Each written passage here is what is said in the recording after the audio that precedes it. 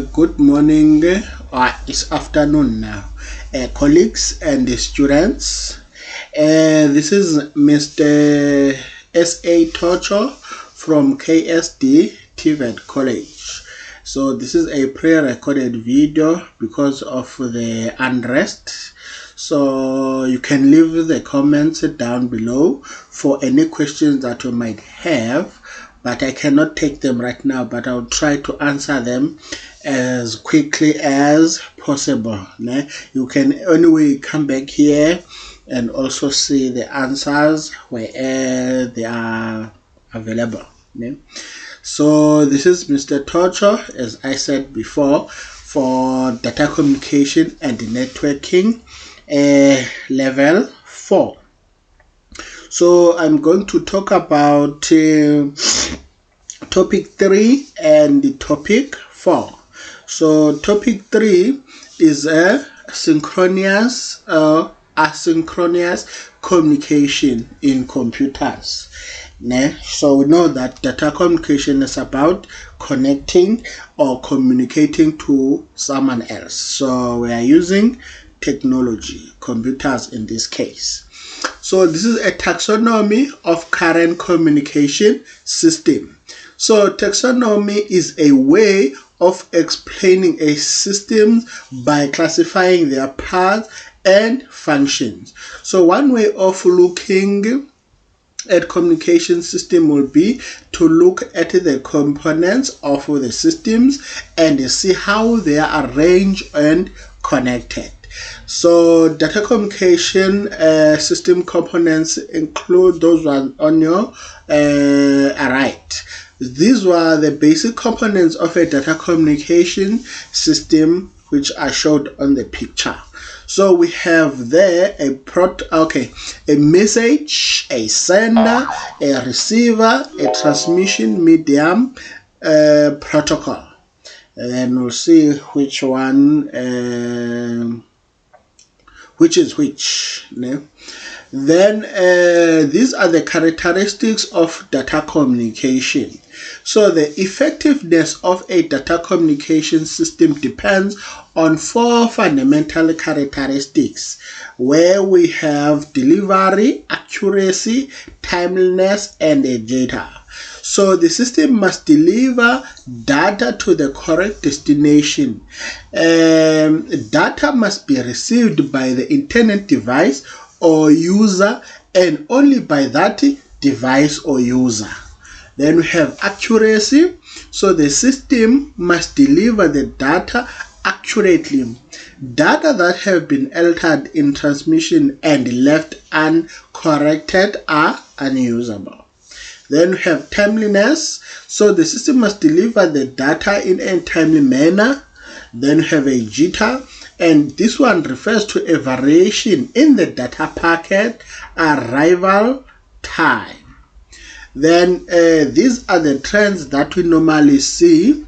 We have something called AI, is called artificial intelligence, and this one is the ability of a computer program or a machine to think and learn like a human being.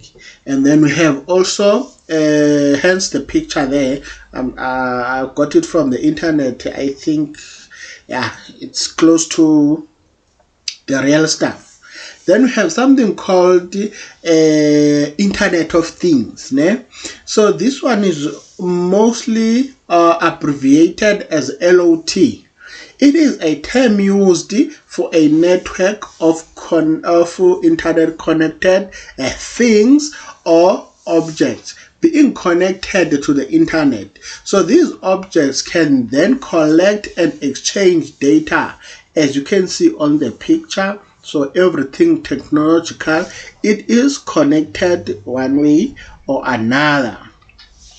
Then we have synchronous and asynchronous data communication. Hence the devices are connected. Then you can transfer a data using something called unicast and another one multicast and a broadcast. Ne? So data transferring is the process of sending data from a transmitter, which is the sender, to a receiver. So there are three types of transmission methods found in a local area network. So a unicast will send one message to, can send one message to one PC or one receiver, ne? And then a multicast, one computer can send in more than one PC or one computer, ne? But not all of them. And then we have something called a broadcast. A broadcast will send to all of them, the other computers. So here are the data transmission characteristics. An asynchronous transmission is a type of data transmission which works on start and stop bits. So in asynchronous transmission, each character contains its start and its stop bit and irregular intervals of time between them. So when you look at that picture on your right. And then synchronous data transmission. Synchronous data transmission is a type of data transfer that carries a frequent streams of data in the form of signal along with the timing signal generated by electric clock that ensures the synchronization of the sender and the receiver. So this transmission allows data to be transmitted in fixed intervals in the form of frames or blocks, more like a continuous data connection. And then we have communication using a telephone network. Well, this is the old connection where we use something called a dial-up, where we are using telephone lines, and then the other one is a broadband. Now, what is a dial-up? A dial-up internet service is a service that allows connectivity to the internet through a standard telephone line. As we can see, the telephone lines next to the road. Now, by connecting the telephone lines to a modem in your computer and inserting the other end into the phone jack and configure the computer to dial a specific number provided by your ISP, something called Internet Service Provider, just like your MTN, Vodacom, you are able to access the internet on your computer. Another one, a more newer one, is called a broadband. This is a way of connecting to an internet service provider using a radio signal rather than cables. We are using network now.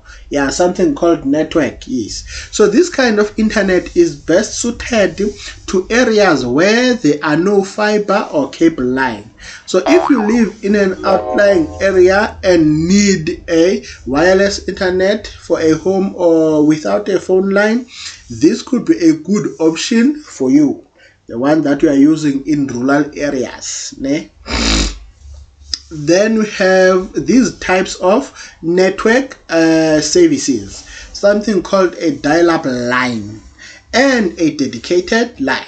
Now, a dial-up line, similar to the previous one I talked about previous slide.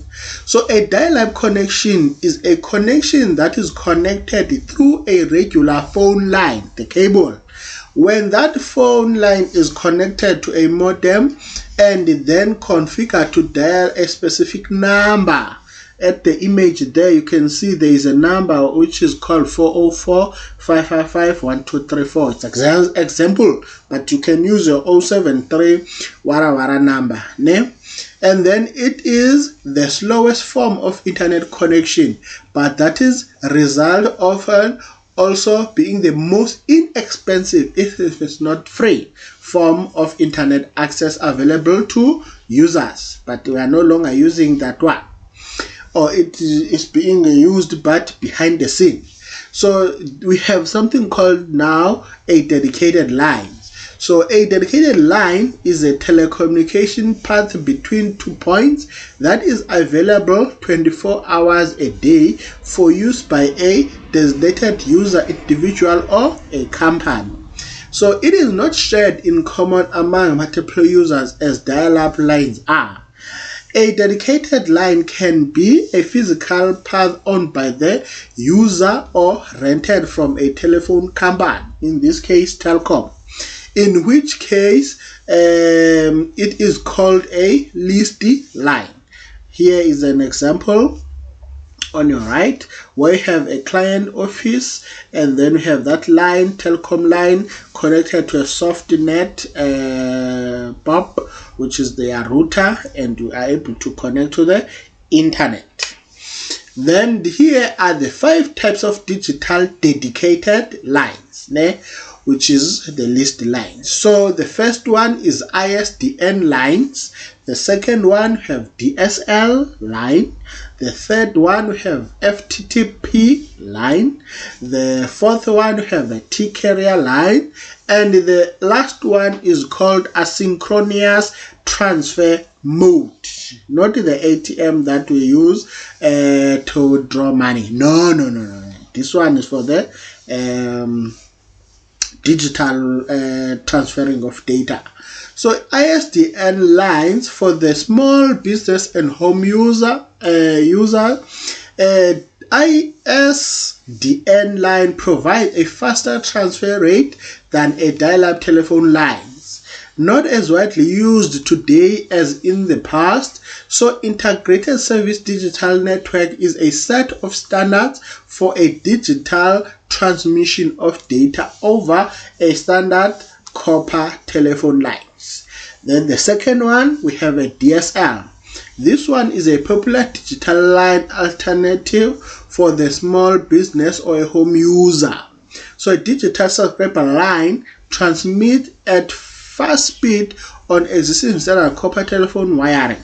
So some DSL installation includes a dial tone, providing users with both voice and data communication. Then the third one, this one is called a fiber to the premises. Uses a fiber optic cable to provide extremely high speed internet access to users' physical permanent location. So 2 specific types of FTTP and FTTH, fiber to home, and FTTB, fiber to a building, which with FTTP service, an optical terminal at your premises receive the signal and transfer them to a router connected to your computer. So as the cost of the installing fiber decreases, increasingly more home and business will opt for this high-speed internet access. Then the fourth one is a T-carrier. So this one is any of several types of long-distance digital telephone lines that carry multiple signal over a single communication line. So this T-carrier line provides a very fast data transfer rate. Only medium to a large company usually can afford the investment in this T-carrier because this one is so expensive. Then the last one, now we have a ATM. Is a service that carries a voice, data, and video and multimedia at extremely high speed. So telephone networks, the internet, and other network with a large amount of traffic use ATM. So some experts predicted that ATM eventually will become the internet standard for a data transmission, replacing a T3 lines. Then we have these ones. This is a types of these modems. Yeah, sorry about that. Dial-up modems, we have a dial-up modem, we have a network card, we have a ISDN and DSL modems, we have wireless access points, we have wireless modems, and the last one is a router. So a dial-up modem, this one we are using these synchronous and asynchronous on computers now. The previous one was for the telephone lines. So on the computer we have this thing called dial-up modem. You need that one in order to connect to a network, to an internet.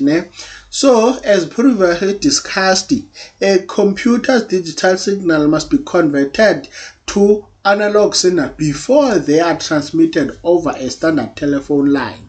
So the communication device that performs this conversion is a modem, sometimes called a dial-up modem.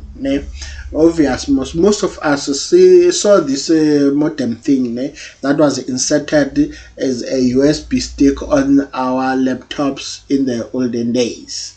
So these are those kind of modems we're talking about. Then we have a DSL modem.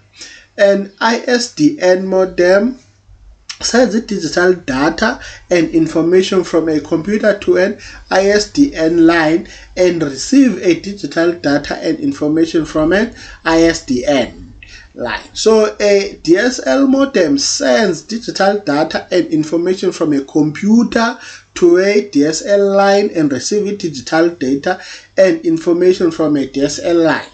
Then we have something called a wireless modem that we normally see on our small offices or the pocket one. So some mobile users have a wireless modem that uses a cell phone network to connect to the internet wirelessly from a notebook computer or a smartphone or other mobile devices.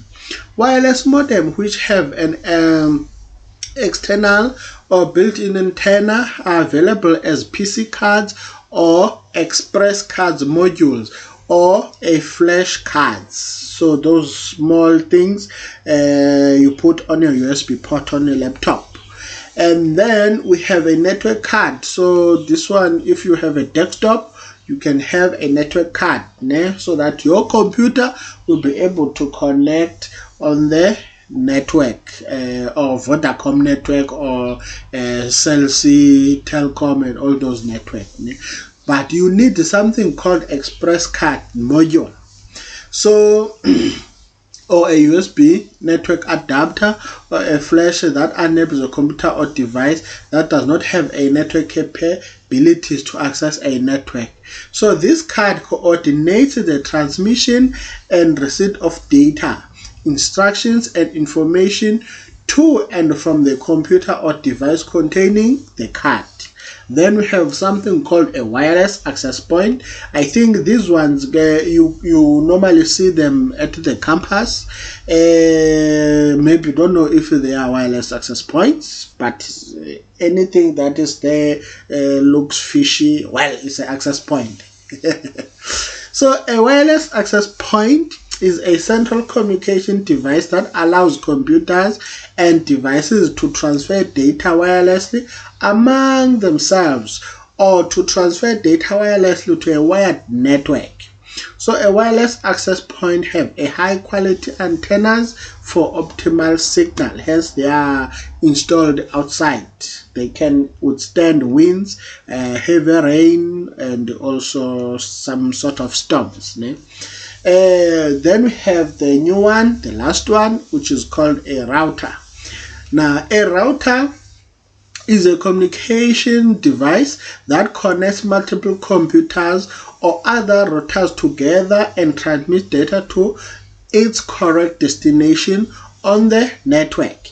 A router can be used on any size of network and also on the larger scale. Routers along the internet backbone forward data packets to their destination using the fastest available path. For a smaller business and home networks, a router allows multiple computers to share a single high-speed internet connection, such as a cable modem or a DSL. So, yes, so this is a end of our topic 3. Ne? So the next one now is our topic 4, which is computer network architecture and standards. Now let's see what we have on topic 4.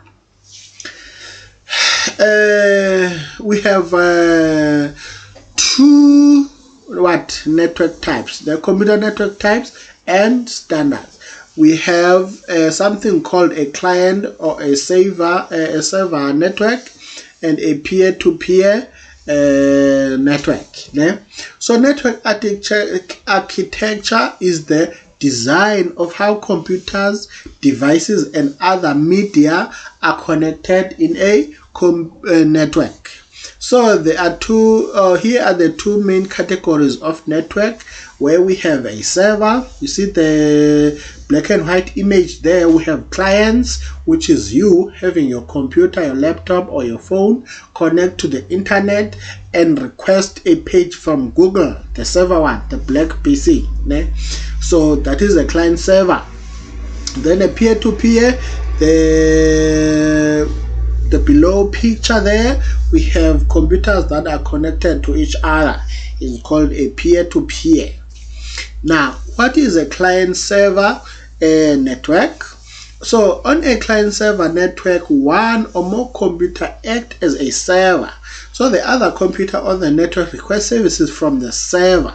So, a server controls access to the hardware, the software, and other resources on the network, and provides a centralized storage area for programs, data, and information. So the clients are other computers and mobile devices on the network that rely on the server for its resources, like your Google or your web pages. Then we have something called the peer-to-peer network. So this one is a simple, inexpensive network that typically connects fewer than 10 computers. So each computer, called a peer, has equal responsibilities, capabilities, sharing hardware such as printers, data, or information with other computers on the network. So each computer stores files on its own storage device, or your hard drive, or your CD, your CD. Then we have something called a network topology. So a network topology refers to the layout of the computers and devices in a communication network. So here are the three commonly used network topologies, which is a bus, a ring, and a star. A network usually uses a combination of these topologies.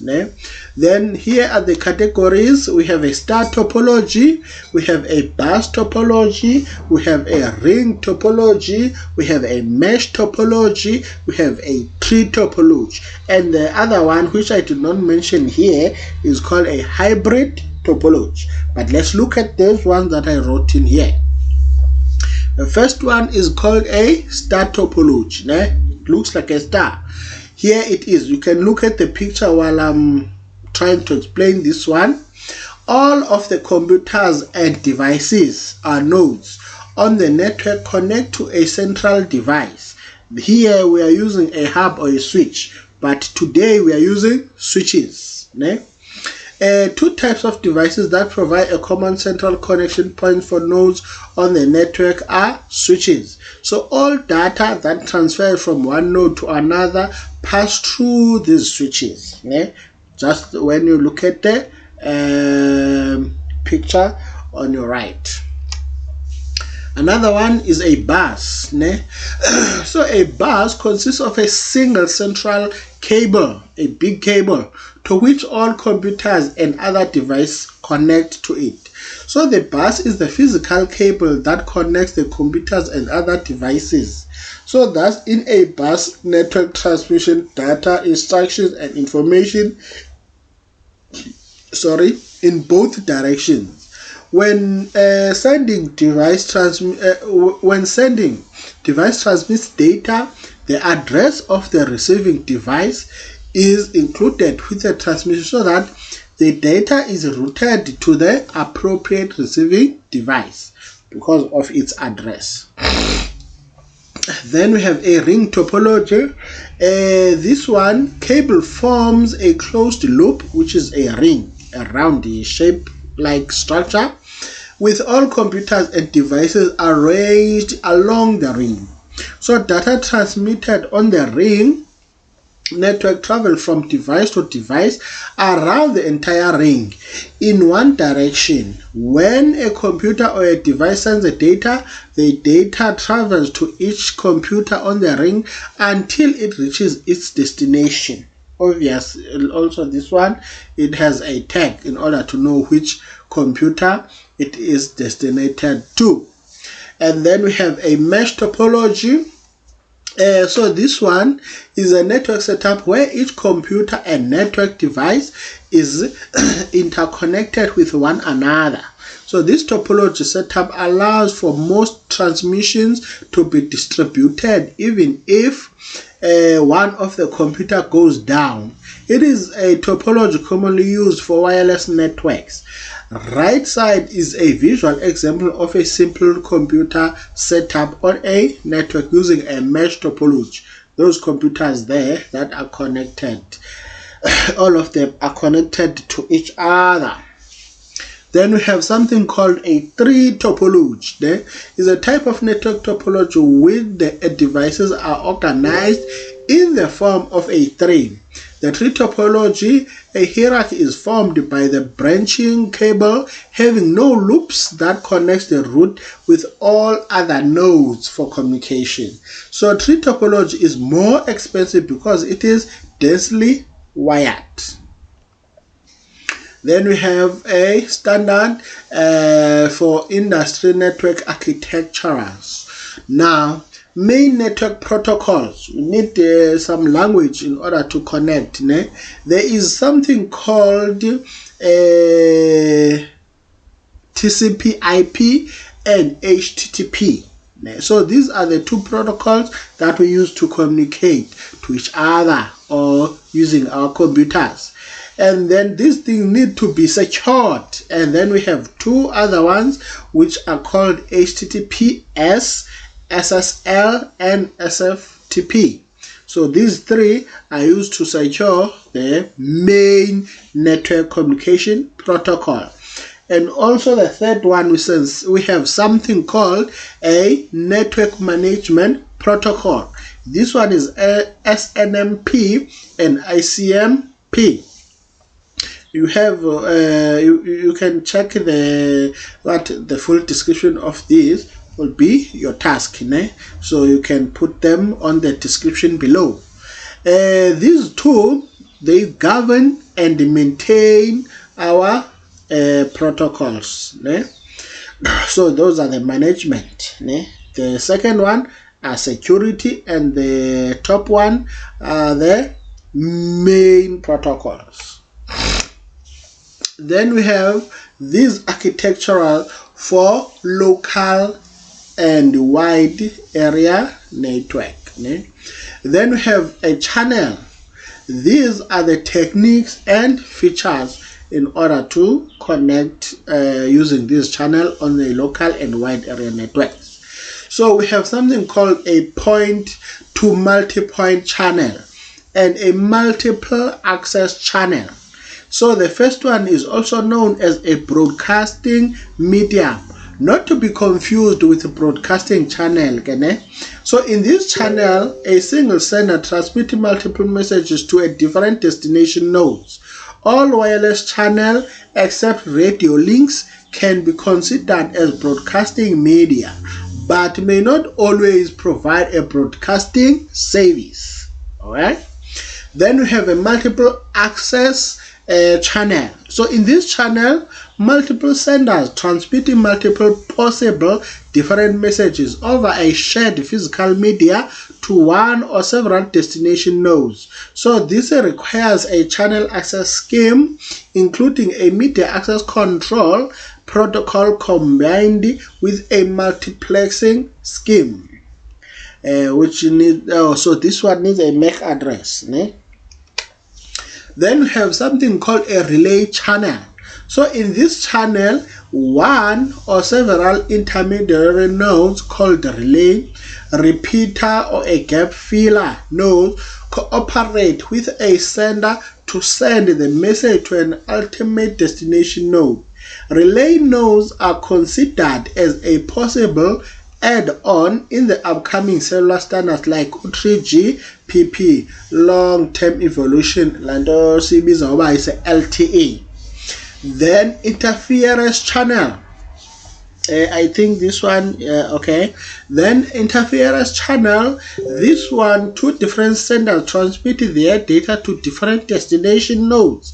Hence, the different sender can have a possible crosstalk or core-channel interference on the signal or each other.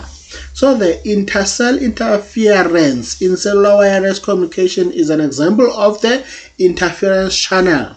In spread spectrum system like 3G, the one we are using right now, interference also occurs inside the cell if a non-orthogonal codes are used. Then we have the last three, which is a unicast. We know what is a unicast is, a broadcast, a multicast. So a unicast channel is a channel that provides a unicast service, that is, it sends a data address to one specific user. An established phone call is an example of this. And then we have a broadcast channel that provides a broadcast service that sends data address to all users in the network. Cellular network examples are paging service as well as the media broadcast multicast service. And then the last one, which is a multicast, is where a data is addressed to a group of subscribing users. LTE is an example, and the other physical multicast channel, EPM, CH, and multicast broadcast single frequency, which is EMB, SFN. So you need those channels in order to communicate. And then we have principles of accessing those protocols. Remember, we talked about the protocols previously, so you need to access those. These are the types of channel access schemes. The first one, I think, how many? 4 of them, 5 of them, I'm not sure, but we'll look at them as we go along. So the first one is frequency division multi-access. This one is called FDMA. Is the most standard analog system based on the frequency division multiplexing scheme, which provides it different frequency bands to different data streams. In the FDMA case, the frequency bands are allocated to different nodes or devices. An example of this system, where the first general, which is 1G cell phone system, where each phone call was assigned to a specific uplink frequency channel and another downlink frequency channel. Then the second one, we have something called the time division multiple access, TDMA. So this channel is based on the time division multiplexing scheme. This one, it provides different time slots to different transmitters in a cyclical repetitive frame structure. For example, node 1 may use a time slot 1, node 2 and use a slot 2, etc. until the last transmitter, then it starts over and again. So an advanced form is dynamical, which is a DT DTDMA, when an assignment of transmitter to time slots varies on each frame. Then another one is called the code division multiple access scheme. This one is based on a spread spectrum, meaning that a wider radio channel bandwidth is used than the data rate of individual bit streams it requires, and several message signals are transferred simultaneously over the same carrier frequency, utilizing different spread codes. Then another point on that one, this guy, which is Shannon-Hurley theorem, the wider bandwidth makes it possible to send with a signal to noise ratio of which less than 1, which is less than 0 dB. Decibels, meaning that the transmission power can be reduced to a level below the level of the noise and channel interference from other messages, signal sharing the same frequency range. And then this one, I think this is the last two. All right. We have something called a space division multiple access. So this one transmits different information in different physical areas. Example includes a simple cellular radio system and a more advanced cellular system that use directional antennas and power modulation to refine spatial transmission patterns. You can think of it just like your radio at home.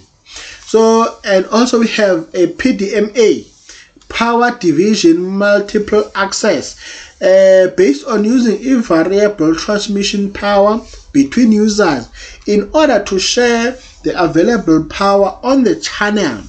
Example includes the multiple SCPC modems on the satellite transponder, where users get a large share of the power budget to transmit at high data rates, the one that we are working on or we are fighting for.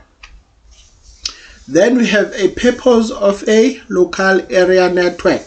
So the hardware components of a LAN consists of your network workstation, the computer that you are sitting in front of, and also a network interface card, the thing that you put your cable on your computer behind on the I/O slots there, and cables, the one that you are kicking around, the brown cable, the gray cables on the trunking, and switches, hubs, and routers. While we are using switches and routers and network operating system, we know the operating system, that is Windows, but this one is for network. All right. Then we have a wide area network architectures. Then inside there we have something called the switching technique, because at the end of the day you need to transfer data using switches. Hence I said we are not using hubs, we are using switches.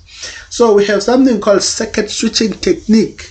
So this one is where available paths between sources to destination is adopted for any packet transmission. So once the condition is successfully published, then the adopted path as per availability remain to existing without any disturbance. That is, in terms of termination, it is long lasting. Then messaging switching technique. This technique is used for transferring a message as complete entity and gets routed through nodes that are intermediate and are used to store and forward the messages in the synchronization. So in messaging switching, there is no specific continuous path between sources and destination, that is a receiver. Then we have a packet switching. So this form of switching is used for dividing a message into smaller chunks so that it can be sent to the destination receiver individually without any issues. So the message packet inside the packet gets split into small pieces and is given a unique number in order to give an identity to the receiving end. Then, what are the issues that we get on the wide area network? We can have something called a specific application problem and insufficient bandwidth, network reliability, network security management solution. Then unicast, multicast, and broadcast. We can have those ones on our LANs. Then we have something for layer 2 switching method. Then we have those three. Those three are store and forward switching. This one, LAN copies each complete frame into the switch memory buffer and compute a cyclic redundancy check (CRC) for errors. So this error checking method that uses a mathematical formula based on the number of bits ones in the frame to determine whether the receiving frame is errored. If a CRC error is found, the frame is discarded. Then we have something called cut-through switching. The LAN switch copies into its memory only the destination MAC address, which is located in the first 6 bytes of the frame following the preamble. So the switch looks up the destination MAC address in its switching table, determine the outgoing interface port, and forward the frame on the destination through the designated switch port. And then the last one is known as a rootless switching and is a hybrid of cut-through and store and forward switching, fragment-free switching, which was developed to solve the late collision problem. So this one combines the top two, which is called a hybrid switching. Then after that we have something called VLANs. A VLAN, I think it's Cisco switches that can have this VLAN. I'm not sure about others. This one is called a virtual local area network. So is any broadcast domain that is partitioned and isolated in a computer network as a data link layer, OSI layer 2. In this context, virtual refers to a physical object created and altered by additional logic within the local area network. VLAN work by applying tags to a network frames.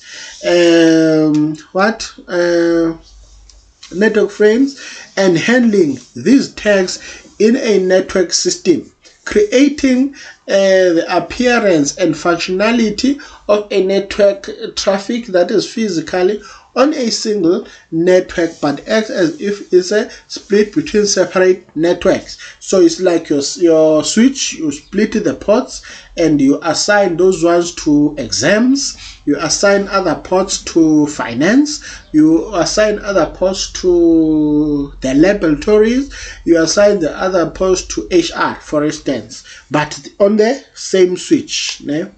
And then here are the ways of connecting to the VLANs. This is just an example again. It's not the real stuff. Now we have 3 ways. The first way is you can connect to the VLAN using a port-based, alright? And then the second one, address-based VLANs, and the third one, it's a layer 3 based VLAN. Now, on the port-based VLAN, each computer is assigned to its VLAN based on the port to which the computer is connected. And the second one, we have address-based. This one assigned to its VLAN based on the media access control address of the computer. And the layer 3 assigned to a VLAN based on the OSI model layer 3, the network layer, and the address of the computer. So this is how you will do that, but mostly we are using port-based. So yeah, that is that. All right, thank you. This is the end of our class today, and please guys, you must do a super reading with these things, né?